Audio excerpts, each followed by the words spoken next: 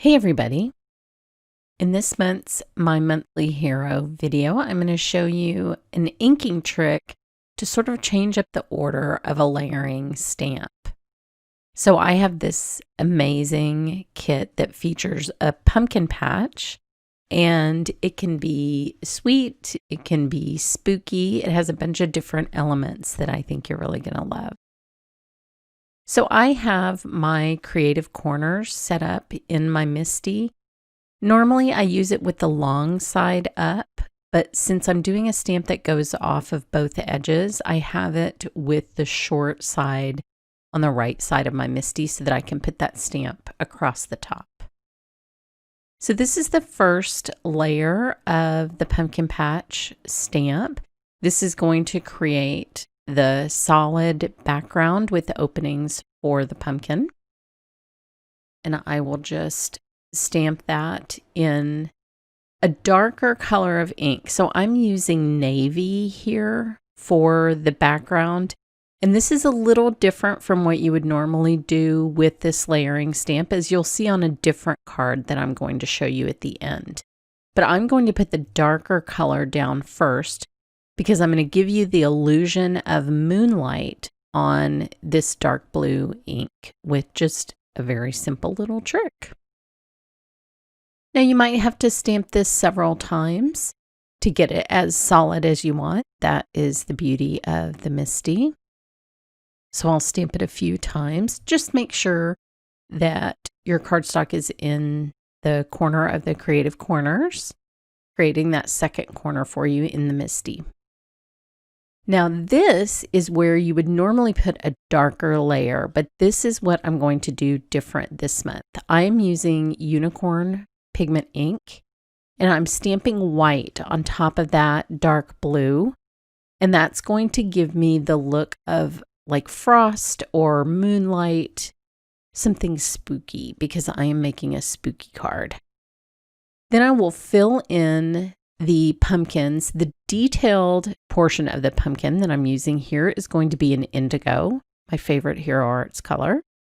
And then I will do the solid portion of the pumpkins in a lighter blue. Now these are very easy to line up because the pumpkin shape appears on all of the stamps, and all you have to do is line up one of the pumpkins and you're all set.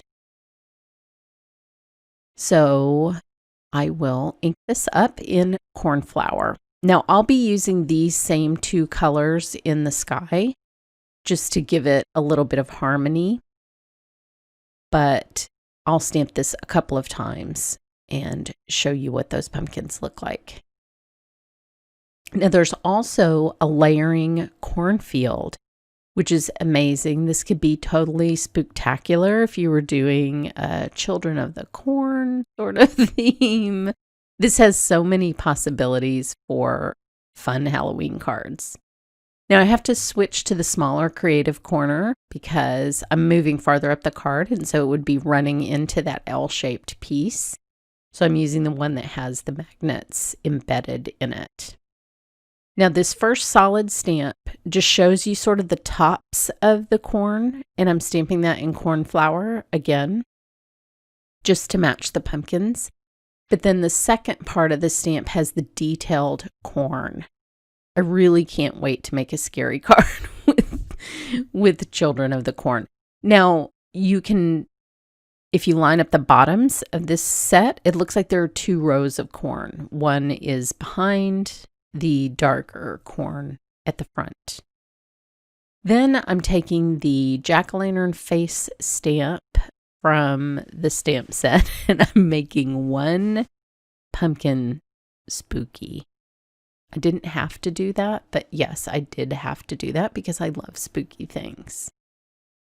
Now, I am going to use Cornflower. I thought about using Dusty Blue, but then I thought, you know what? Cornflower is the color of the pumpkins and that corn, so I'm just going to ink blend that for the sky.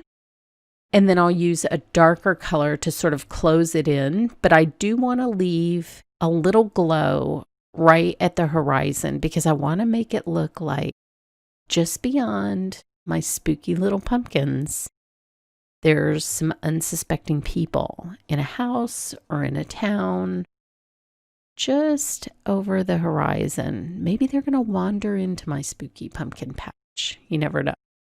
So indigo is the color I chose to sort of shut down that sky a little bit, make it darker with the little glow at the horizon for the victims of my pumpkin patch. So here is the finished spooky scene with a little moonlit frosting with the white ink on top of the ground. And this is what the finished card looks like. But I have several others. This is a totally different look for the same stamp set. I have this one in a separate blog post.